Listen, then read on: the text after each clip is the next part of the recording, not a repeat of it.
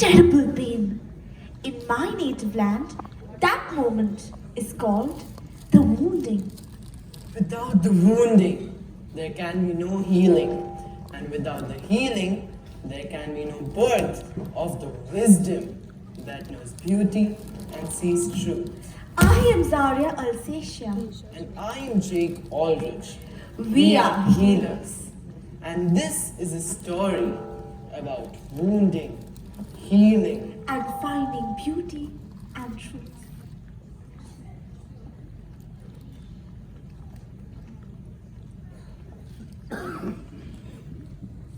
The three beggars enter, with Persephone leading Toric and Kona. Toric and Kona are blind. All three beggars are weak with hunger and suffer from physical and psychological neglect.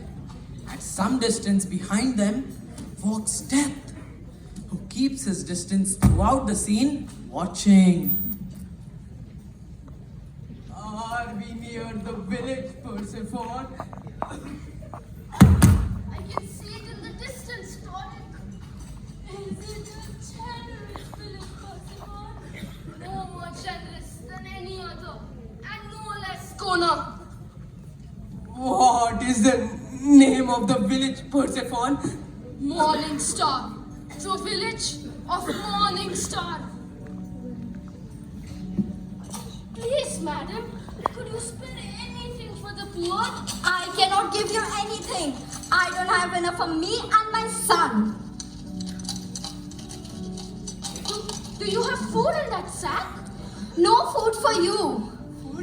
This sack is too heavy, mother. Let Hamish give it to the beggars. Your supper is in that sack. Hamish, you foolish boy. This sack is too heavy, mother. Too heavy, too heavy. Stop complaining and start walking if you can still remember how.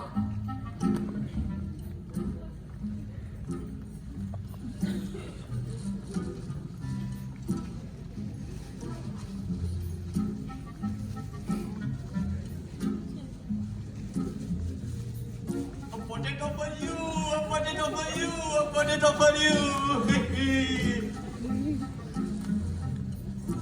Hamish does not like the shadow man. Hamish does not like the shadow man. Perhaps, Persephone, this will be a friendly and generous village. We have been blessed by an innocent. That is a good sign.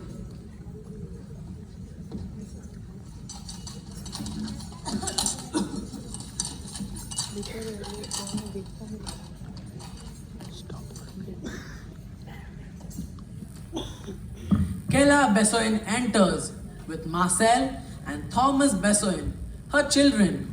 Thomas is carrying a ball.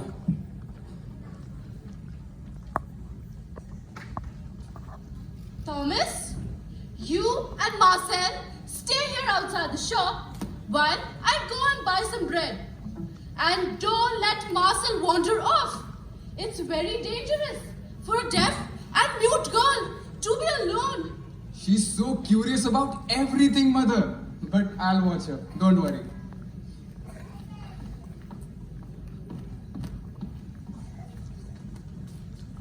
Do you want to play with the ball, Marcel?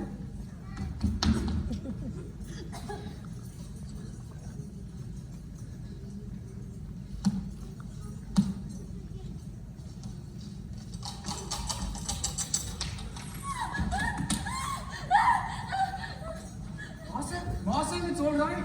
They're just beggars, Marcel. Marcel, it's all right. Whatever's the matter with you, Marcel?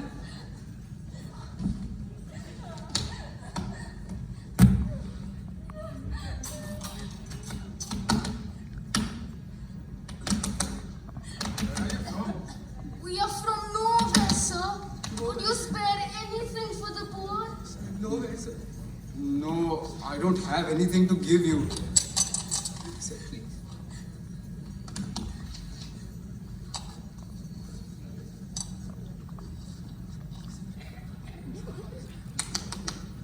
like you. What's your name? She can't speak. She's a deaf mute. Her name is Marcel and I'm Thomas. What did she give you, Percival? Is it food? Is it money? No, it's a ball, a children's toy. We cannot eat that. We cannot do anything with it. No, but we have been blessed by a girl who can neither hear nor speak. That is a good sign.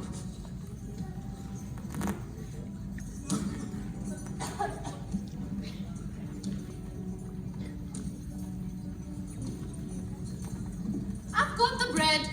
Now let's go home before it becomes dark. Where is Marcel's ball? She gave it to some beggars. I told you to watch her, Thomas. She would give away everything we own if we let her do. Mother, it was just a ball. And the beggar said it was a blessing. The beggars will say anything. Now let's go home.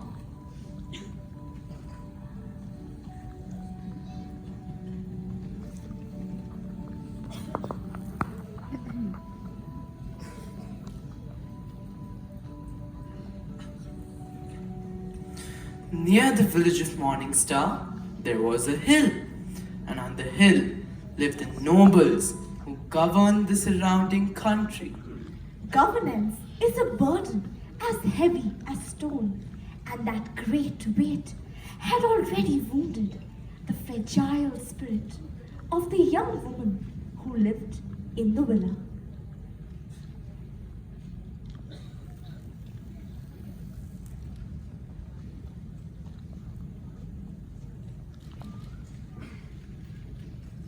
Mother, it is lonely for me here in this villa. The high hill and stone wall protect us, but it is not unlike prison. I am full of restlessness and curiosity about the world outside. Senza, you are the child of a nobleman, and that places upon you the burden of leadership. Explain to me the principle of noblesse oblige. Yes, Mother.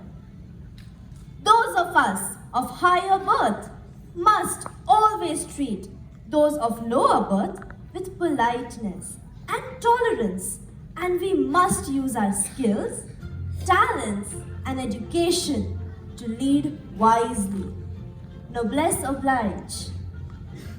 Nobility obligates.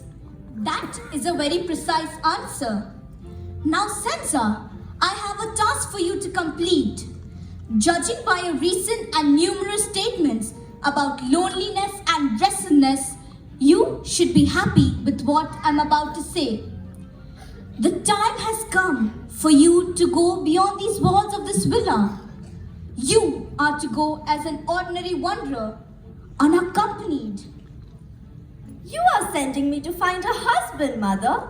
You don't need to say anything more. I know what I'm expected to do. It is a tradition that must be honored. Yes, if a nobleman dies and has only one child, and that child is an unmarried girl, then she must seek a common man to be her husband. He will then become a nobleman and carry on the work of the girl's dead father. You talk like a textbook, Senza. I'm not sure you're sincere. Sincerity is a performance, Mother, much like noblesse oblige. The fate of a noblewoman is to perform for everyone but herself. Don't worry, I will learn how to seem sincere. You are not a child anymore. I cannot expect you to believe, but what you have chosen to believe. I love you, Senza, but this is a moment of our parting as mother and daughter. When you return to this villa with your new husband, you would be the mistress and I will be in your power. Then I shall stop calling you Mother and start calling you by your name, Flair Verlaine. Farewell, Mother. Farewell, Flavor Lane. When you say my name, daughter, your voice chills me like the first hard frost of winter.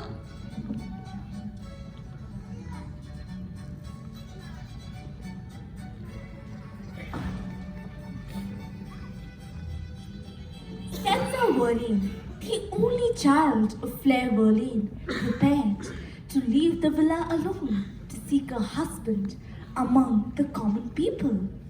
And so, her mother, Flavor Lane, summoned her oracle.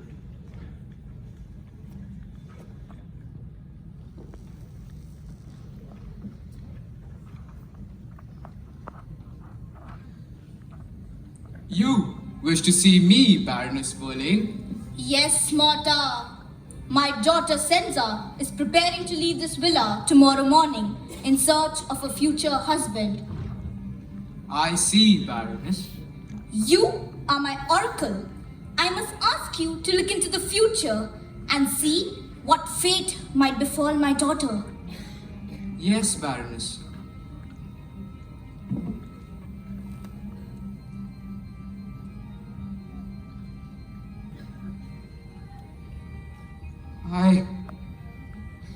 I see a young man with his sister. The sister can neither hear nor speak. I see your daughter trying to take the man away from his sister. And I see the villa, your home, in flames. What does this mean, Marta? If your daughter becomes involved with this man, it could mean the end of the Verlaine dynasty, the end of your family's power. If this is an indication of the future, perhaps your daughter should not go in search of a husband at this time. No! She must go. Tradition demands it, and tradition has kept us from chaos. The dynasty of the Verlaine has survived for over 200 years because of tradition. There will be no deviating from the prescribed rituals of succession. I thank you for your warning, but I cannot risk tampering with fate. You will speak no more of this man with the deaf-mute sister. Yes, Baroness.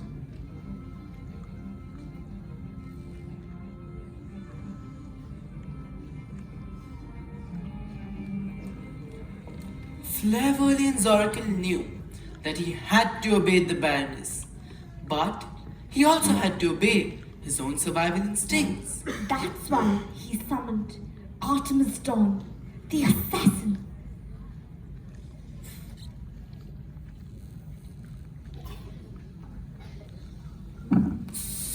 You summoned me, Mortarita. Yes, Artemis Dawn.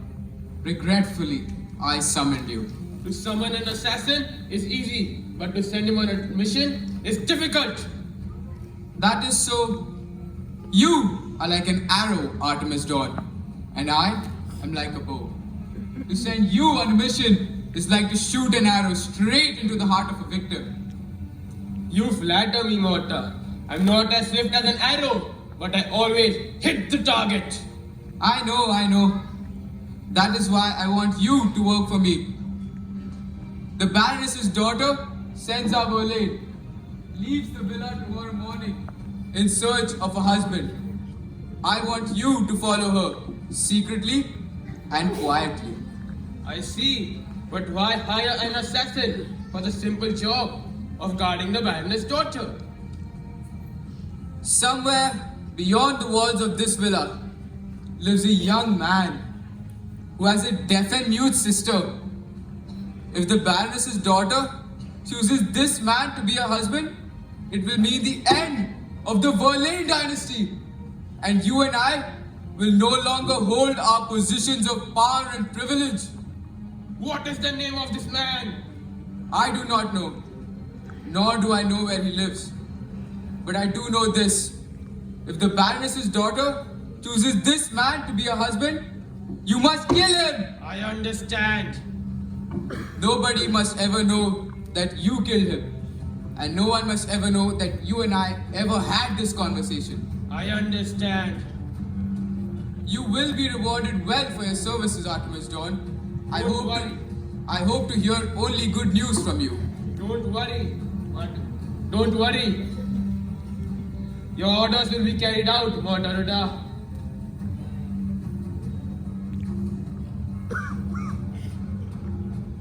I see the future.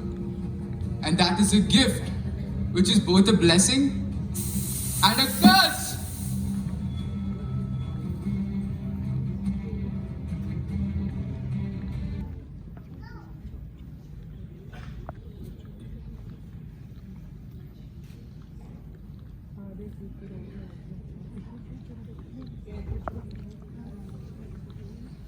In the assassin's den.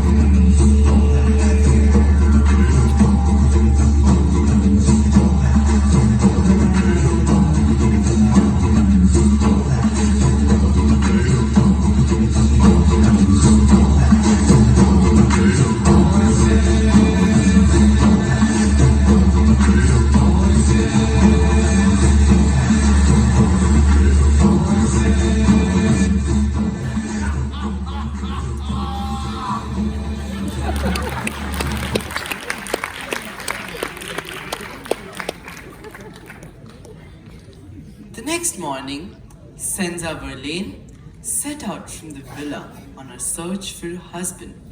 She thought she was alone, but always, somewhere behind her, followed Artemis Dawn, the assassin.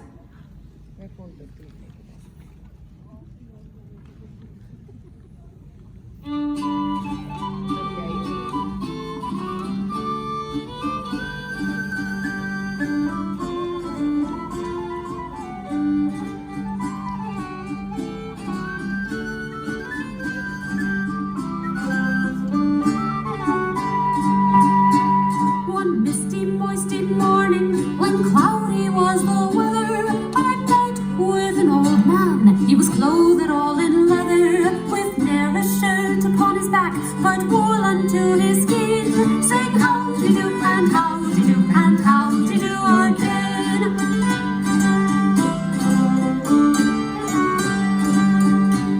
I went a little further, and there I met a maid. She's going a milking, sir, she said. Then I began to compliment, and she began to sing how do you do, and how do you do, and how do you do again.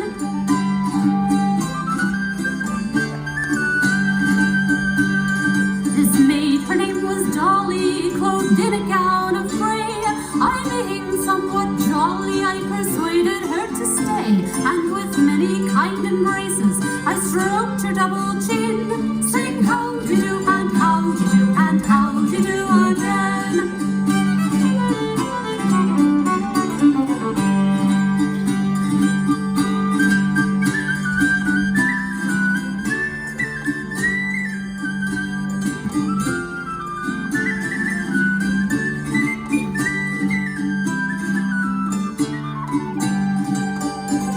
I told her I would married be, and she would be my bride, and long we would not tarry, not 20 things beside. I'd plow and sow and reap and mow, and she would sit and spin, saying how do you do, and how do you do, and how do you do again.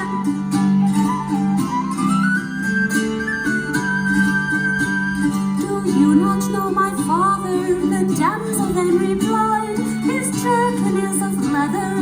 bottle by his side. Yes, I did meet him trotting as fast as he could win, saying how do you do and how do you do and how do you do again.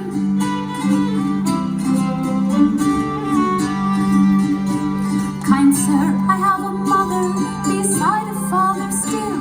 Those friends above all other, you must ask for their goodwill. For if I be undutiful to them, it is a sin. Saying how do you do and how do you do and how do you do again.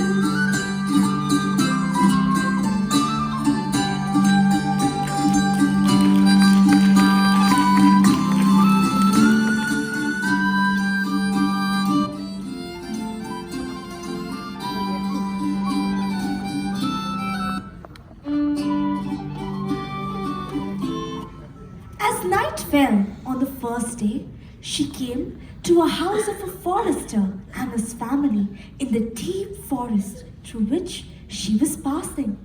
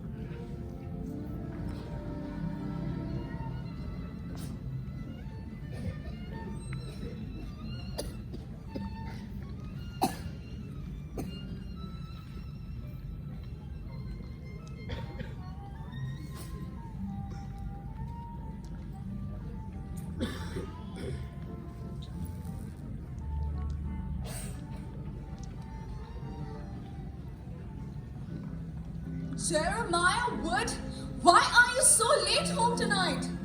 Now, Ray, you know I'm trying to teach Katrina how to be a forester. That takes time. I'm sorry, Auntie. It's my fault. Uncle Jeremiah wanted me to find and identify 5 kinds of mushroom, and it took longer than I thought. Well, Katrina Alorian, I hope you enjoy the overcooked stew that's been waiting for you. And you didn't even bring the mushrooms home to add a little flavor to the pot. I know, my father was a great forester, Uncle Jeremiah, but I'm not much good at it at all. Don't give up so easily, Katrina. You've only just started to learn. And I can already see that you have a natural affinity for the forest.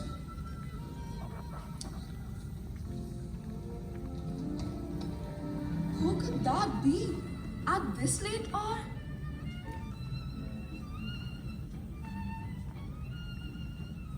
Come in. How may I help you? I have been traveling all day and I need a place to sleep. Could I stay here? I can pay you well. You are awfully young to be traveling alone, miss. My name is Sela Transel. I am making my way to the village of Morningstar. I am exploring this part of the country to see if there are any opportunities for business here. How lucky you are, Miss Transel, to be able to travel so freely and all alone. That's enough, Katrina. Be grateful for what you have and don't wish for the life of another. It's bad luck. Miss Transel, I am Rainwood. This is my husband, Jeremiah. My nieces, Katrina and Jessica.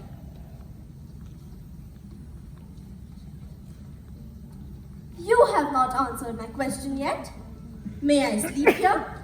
Of course. And there will be no charge. We people of the forest welcome visitors. There is no need to speak so sharply to us. Forgive me. I am extremely tired.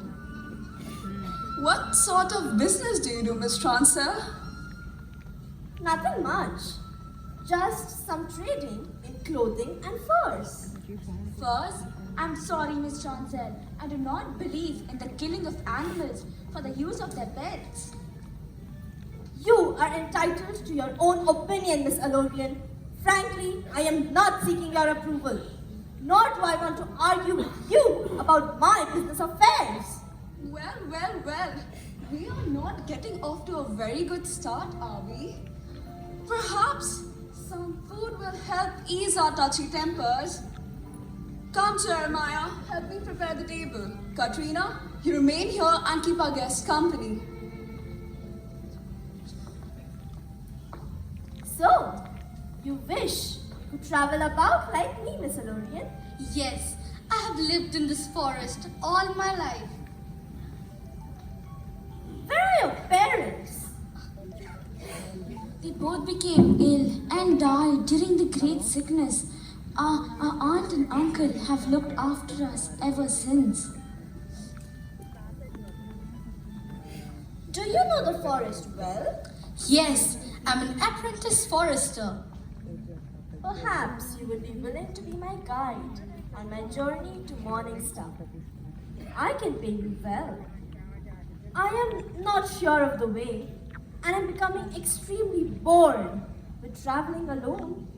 I don't know. I would have to ask my uncle and aunt. Forgive me for saying so, Miss Chancel, but you don't talk like a traveling merchant. You sound more like a noble woman. I simply speak my mind openly and without fear, as should everyone.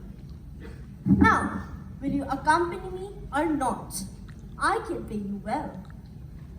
And stop calling me Miss Chancel.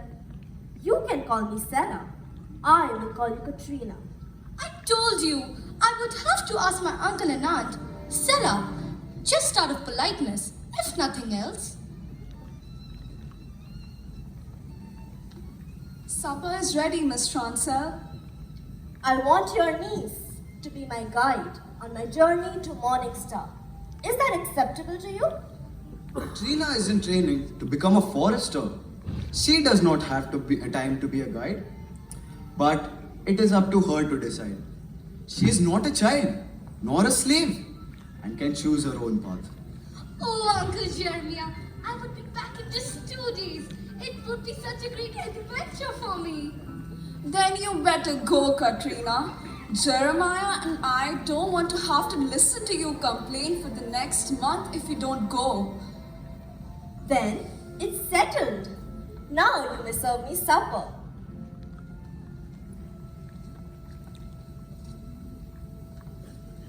She is not going to be a very successful merchant if she speaks that way to everyone. Yes, she has the manner of a noblewoman. It's rather strange. She told me that she believes in speaking her mind. I think she's quite brave. Maybe so, but don't let her influence you too much, Katrina. There's something about her that's not quite right. Come now, Rain. You're being too sensitive. Let's join our guest.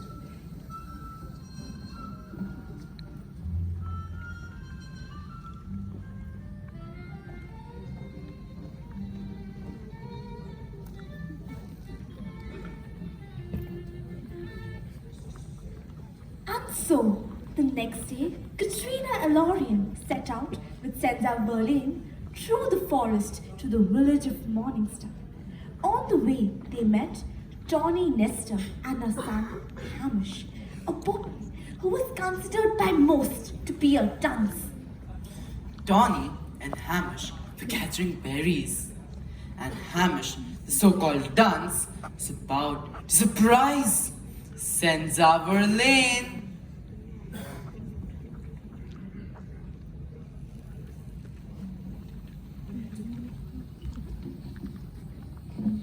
Hurry up, Hamish. You move as slowly as a slug. We must gather berries, not dawdle amongst the wildflowers. Flowers. They are prettier than berries. But you can't eat them, Hamish, you foolish boy. Yes, you can. Hamish ate a red flower and then a yellow flower to see if his eyes would turn into flowers. so that the bees would land in them, tickle them, and make Hamish laugh. Foolish, foolish boy. Bees don't tickle, they sting. Only if you make them angry. Hamish is kind to bees, so they tickle him with their little legs. Oh, Hamish, you're such a burden. Please just help me gather berries. Yes, mother. Hamish will gather all the berries and turn them into sugar candies for all the children in the village. Why, Lord, did you send me such a son? Is it a punishment for having a child outside of wedlock? His father didn't seem like a dunce, even if I only knew him for one night of drunken pleasure.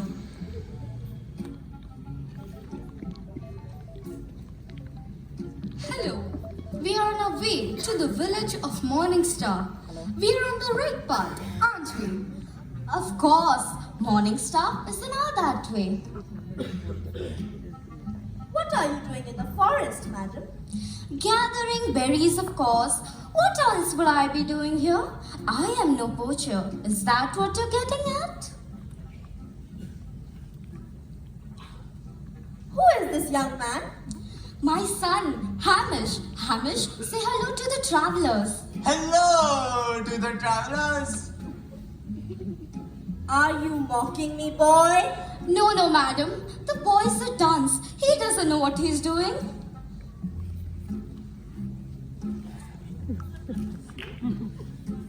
You are very pretty. Hamish likes pretty. Katrina! Keep this fool away from me! It's all right, Stella. He's just a child in a man's body. I don't think he would hurt anyone. Hamish, you can touch my hair.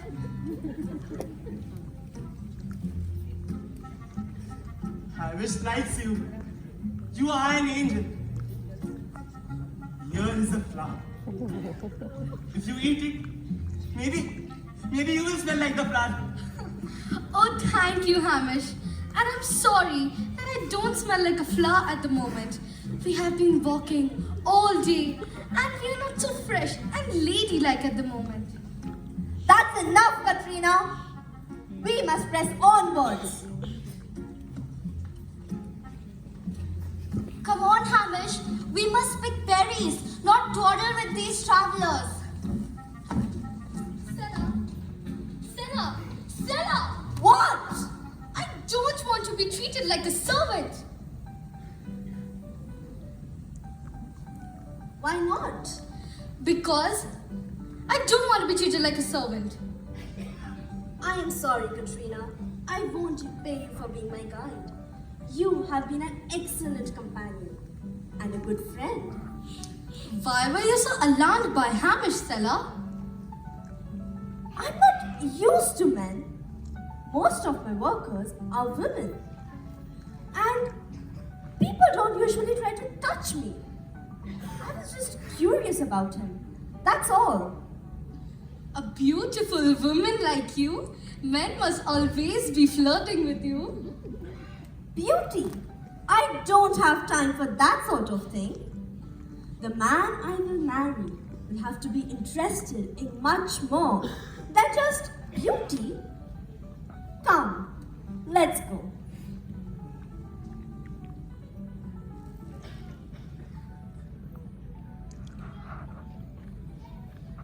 When Katrina Elorian and Senza Verlaine finally arrived in the village of Morningstar, the first people they met were three beggars.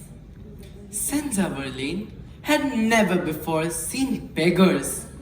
She was surprised by their poverty.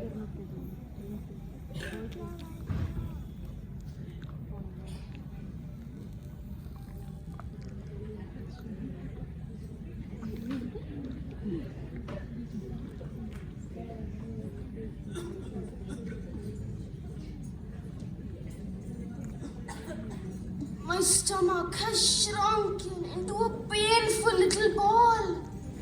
Like the ball that deaf mute gave us. My stomach is as small as a marble.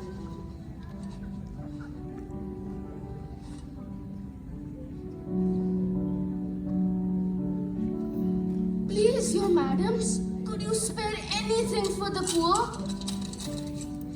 Why are you so hungry? Why don't you work and earn food? Those two are blind, Stella. No one will give them work.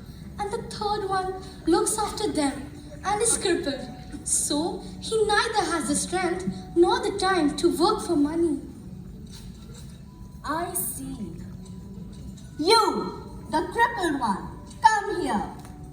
Yes, your ladyship. Don't call me your ladyship. I am a merchant. Of course, a merchant. Stella, I don't think you should stand so close to a beggar. Be quiet, Katrina. Are you really crippled? Or are you just pretending? Ah! No! Let me help you out.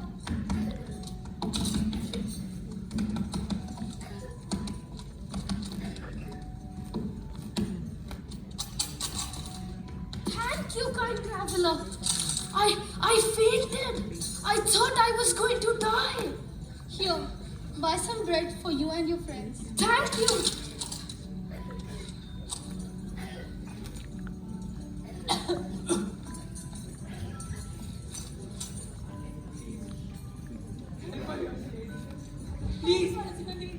Please help us. Ladyship. Don't call me your ladyship. I told you I'm a merchant. I can't help you. I can't help you. Of all people in this country, beggars are the closest to death. Death follows them everywhere. But when we help them, death cannot touch them easily.